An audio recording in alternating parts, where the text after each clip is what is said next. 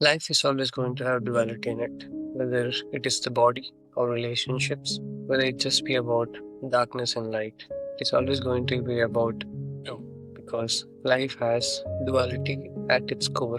It has duality because there has to be opposing forces for something to exist, and for two forces to exist, they cannot occur at the same time. They have to be at different wavelengths, at different intensities. Even though the existence of both are happening instantly, the occurrence of it would be a different timeline. So life is a duality, and spirituality is all about seeing that there is duality and going beyond this duality in our day-to-day life. There are paradoxes of the mind. If you think about the thought itself, you can think about the thought itself, and there's a huge barrier of the mind itself where when you're thinking about the thought itself, it can keep you in the loop of the thought. But it's also a way where silence behind those thoughts can set you free. But to experience that silence, one needs to see what the thought first is. Because nowadays, what happens is everybody is so involved in the mind. Everybody just wants to do something or the other. And there's so many disturbances, right? Not just disturbances, but there's so many experiences to be had that the mind just keeps you in that loop. And when there's so many new experiences to be had, there's nowhere else to go than be in the mind always. That's why silence behind those thoughts is rarely experienced by people, which is why it's very important to first understand what a thought is. You come into this world knowing nothing, and then you're fed a lot of information, you're fed a lot of languages, you're fed a lot of words, you're fed a lot of beliefs into your system of the mind, and that you tend to recognize and give meaning. But if you see what the word is, what the languages are, what the thought is, it essentially means it's a sound. And sound is one of the core features of life, be it here, be it anywhere else. Sound is something that is at the base of existence. The existence came into uh, this how do I put it? Creation happened because there was a sound. Before the creation happened, there was no sound. It was just utter emptiness. And this I'm not saying because I've been there, but you can experience it right here because existence is happening all the time. There's death happening all the time, there's life happening all the time. This you can come to know only when you experience silence, when you've lived in silence, when you've lived in the silence behind the thoughts. If you look at your own thoughts on a day to day basis, on a moment to moment basis, and not be involved with them, you can do this for a day and see how it will immensely change how you look at your own mind. Example, something that really bothers you a lot. Keep thinking about it. Keep thinking about it. Same very thoughts, even if it is just a single thought. If it scares you a lot, keep thinking about it. And after a while, realize that what you're thinking about can never harm you. It can't harm you because it does not exist in reality. It exists only in your mind as part of a repetition. It exists for it. The thought exists so that it serves you. The thought has its own reality, but it is always a repetition. And if you look at all the inventions of mankind, the inventions happen only because there was the repetition of what people had done before, and on top of that, we built it. On top of that, something else was built. If you see discoveries, if you see invention of the internet, of the technology that we have today, basically the foundation of it was laid long ago, and we built on top of it. Now we have crypto. Then there's a lot of building that happened over the relay of internet. But if you see, it's a repetition. Someone somewhere thought about it. Thought cannot exist without the past. I'm not just saying in terms of history, but even in terms of your own existence. Whenever you think, even a single thought cannot exist without the past information. And that should really hit you hard because there's nothing new in thoughts. It's always a repetition, and it's like as if it's just going on repeating the recordings that you have had before. There's no newness to it, there's no freshness in that. To be free, to have that kind of a quiet mind where you can look at things in a fresh way, where you can look at your own partner freshly without a single iota of image about them. And you can just look at a person who has hurt you the most, right? and not be affected by anything they say or even by their own look. To look at your own past, to look at the own memories that you have that has hurt you the most and still not be affected by them. That is real clarity. In that clarity, you're not attaching any meanings to the past memories that you've had. It's similar to looking at a tree, for example, and not thinking anything about the tree. The next time you look at your partner, have no thoughts in your mind, and then you'll see this freshness to how you look at your partner. When next time you look at your boss or a person that really triggers a lot in you, try looking at them without any image about them. I'm not saying just don't do anything when something wrong is happening. The context of what I'm talking is looking in a way where is pure observation, and this has nothing to do with what is right and what is wrong. Here, the context is about just plain pure looking. And the same, if you're able to look at another person apart from you, if you're able to look at your friend, your parent, your partner, without getting affected by them, without having a single image about them, when you're looking at them, in that moment, you will have a fresh view about them, which is not corrupted by your past, which is not corrupted by the belief you had about them, which is not corrupted by all the memories you have about them, whether it is good or bad. That kind of clarity about a person is gold. And the same, if you're able to do it with other people, same can be done here in your mind as well. Same viewpoint, the same perspective of another person, of how you look at a tree or a person, can be taken and put it in your own thinking. Because the only entity, please hear this very carefully, the only entity that you live with all the time is your own mind. It's your own thoughts. It begins the moment you're born, it stays till the moment you die. And if you do not discover what a thought is, that is real crime. Because your mind is something that you live with. Whether you're pure, whether you're poor or whether you're rich, whether you're being a successful person, whether you're failed in a lot of things, whether somebody close to you died, whether you have become successful, whether you have won a Nobel Prize, whether you have done nothing in life, it really doesn't matter. Context of what I'm trying to say here is thought is one entity that stays with you for all your life. Mind and all its activities is what stays with you all your life. And if you don't figure that out, you will have to suffer. You will be in suffering throughout your life because the one entity that you come with, this too, it's body and your mind. But body somehow we are able to see and there is hospitals for it. But mind is something that people don't really pay attention to. Because when something wrong happens with the body, people definitely go to a doctor, even if it is at the extreme state. But when people don't even realize if something is wrong with the mind, that's ironic. We are trained to not think that there's something wrong with us, which is definitely a good and a bad thing.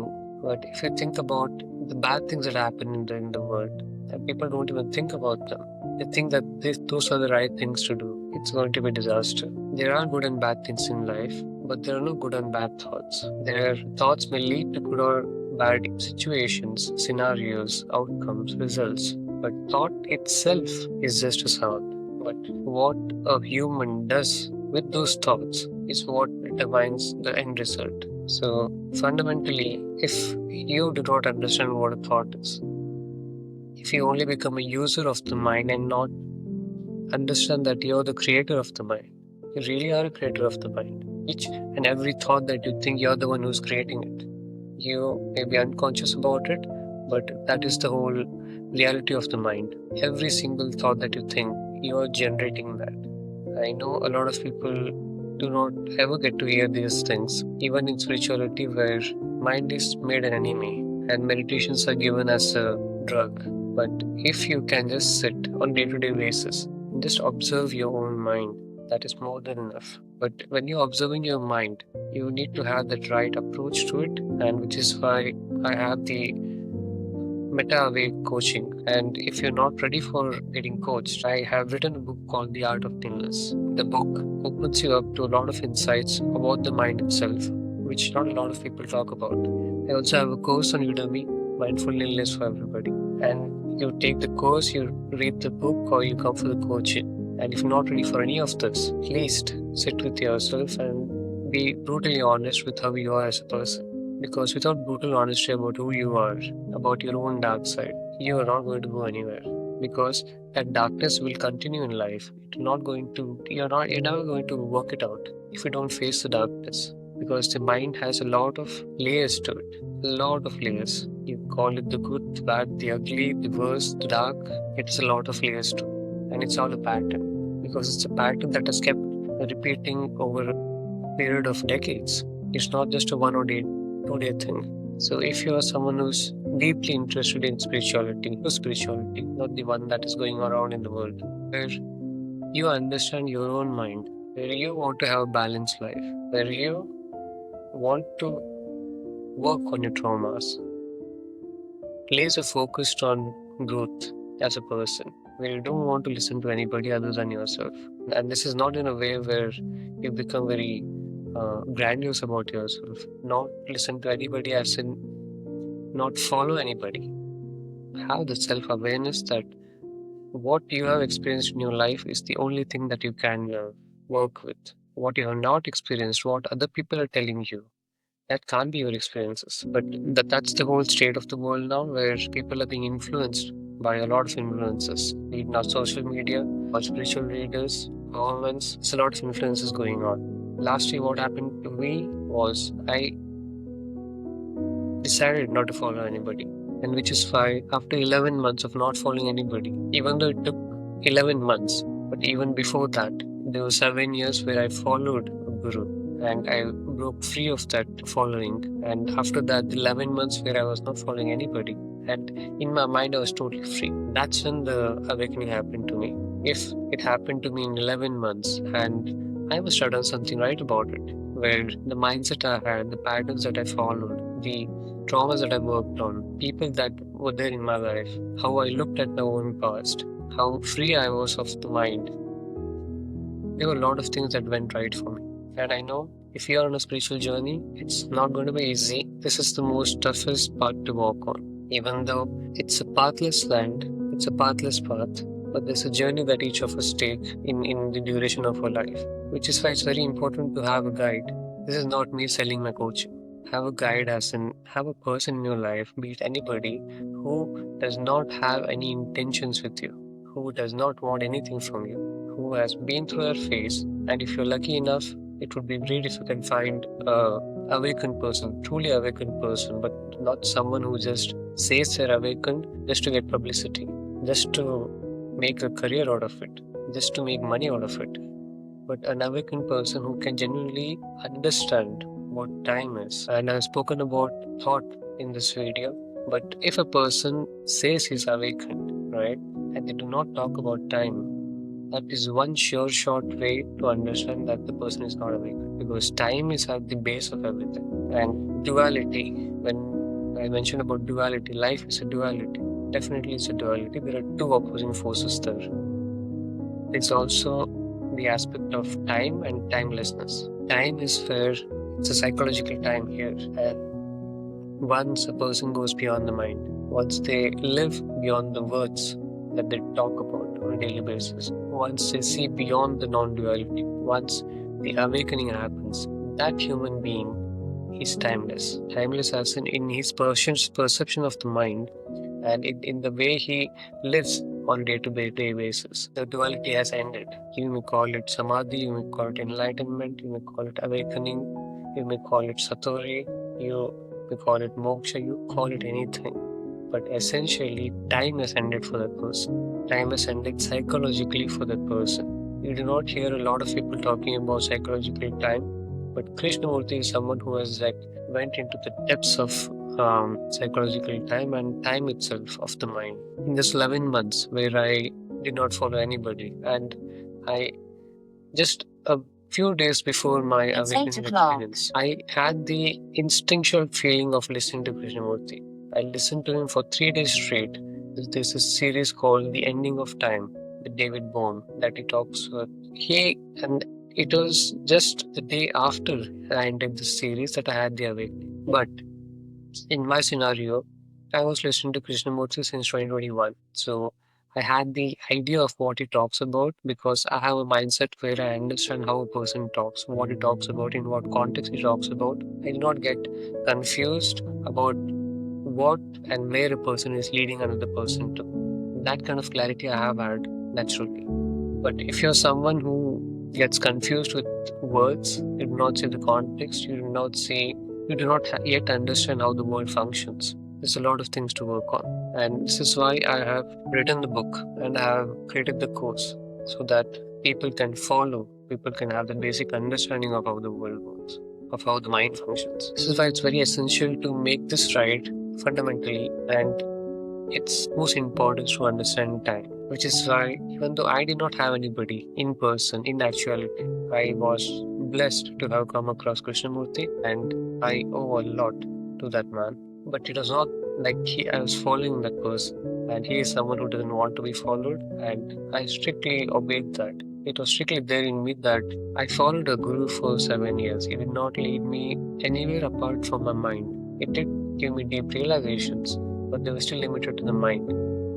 And this is why Krishnamurti in 2024, when I listened to him just before my awakening, it hit me hard.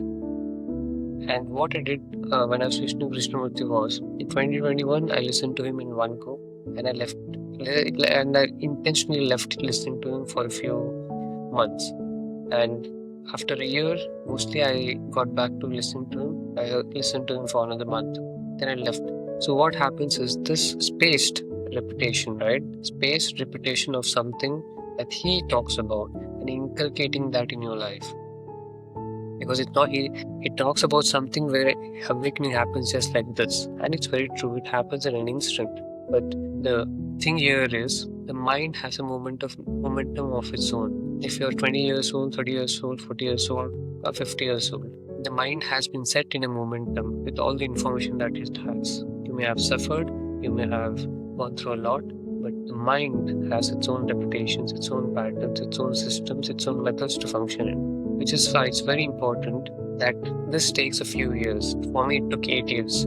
I started my spiritual journey in 2018. In 2024, I stopped following a guru. In the end of 2024, in November, when I was in Sri Lanka, I had the awakening experience out of nowhere. It just happened out of nowhere. It's not something that happens to you. It's something that happens to you. But it's not something that you can take yourself to. It's something where it comes to you out of nowhere when your mind is in the right state, when your whole environment is in the right mix of things, the perfect pitch of life, perfect timing of your life, the perfect phase of your life. And this is why, as a human being, when you're born, there's a kind of flow to it.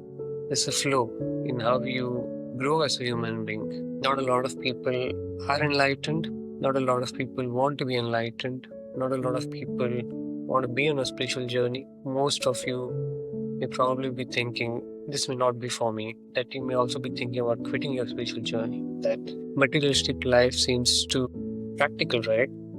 You earn, you make a living, you get a family, you take care of them. And when you're old, you start thinking about what life is all about. But that is definitely not the way to go, because this life can be lived deeply. And I'm telling you by experience, because I've been living deeply since 2018. And I was 27 years old at that time. At 33 years, the awakening happened to me. And from my experience, I can guarantee you that a life lived deeply, there's no replacement for that. I've seen a lot of people who regret not starting the spiritual journey beforehand. And because the world that we live in today, it does not talk a lot about the mind. It does not give us that life skills, right? It gives us skills that are required to find a job, to get a job in a company so that the whole economy continues. For rich people to get richer. There's a lot of bias in all those things, but essentially, my whole reason of starting helping to other people is so that you have a better understanding of the mind, no matter who you are, whether you are a CEO or you are a clerk, it doesn't really matter. If you are able to understand English, if you are able to have that time to yourself, to give that time to yourself where you can sit with yourself and observe. This is the only tool that you have. Observation. I can't emphasize enough on this, because observation is something that comes naturally to me, and it's not something that can be developed. If you're someone who cannot observe, for example, who cannot sit with yourself for a long time, there's a lot of trauma involved. And from my experience, trauma stops a person from growing as a person. I grew immensely, and the time around the awakening that I had, at that time, I was doing a lot of inner work to heal from my childhood traumas. So it was a mix of things for me, and for each individual, it's a different set of conditions, depending on where you're living, who you are with, what state of mind you're in, what phase of life you're in. There's a lot of factors. For me, I'm happy that I was at the right place at the right time with the right mindset, with where I was able to receive this gift of life. And now I'm ready to give it to other people. I am doing everything to help you. There will be a lot of content. There will be a lot of resources that I'll be sharing over the course of the next few weeks, months, years, decades. My whole mission is to heal the mind of humanity because I see each and every person is suffering. But what you have to remember is pain is inevitable, but suffering is a choice. It's how you have understood the mind, it's how you have gone about your traumas. If you have an option to work on your traumas, to do the inner work, if you are blessed enough that you have food on your plate, roof over your head, clothes for your body, and if you have the time, the most important and the crucial element is that you give time to yourself. Because if you continue going the way you're going to continue what you have done before. Be it the addictions, be it the way you have done things in your life, they're not going to change. Which is why I left my dream USA job back in 2020 when I was working at New York University. Because it hit me that even if the dream job that I have always wanted, that too in the US, it still has the same environment as it was in India. What is the whole point of having a job? And after that, I quit the field for 2 years, did what I really love to do. Here I am. After 4 years, I would never choose anything else than helping other people because everybody, each one of you have your own strengths. Each one of you have that natural tendency where you're naturally gifted it with. For me, it is about the mind, and I'm here to help you understand your own mind.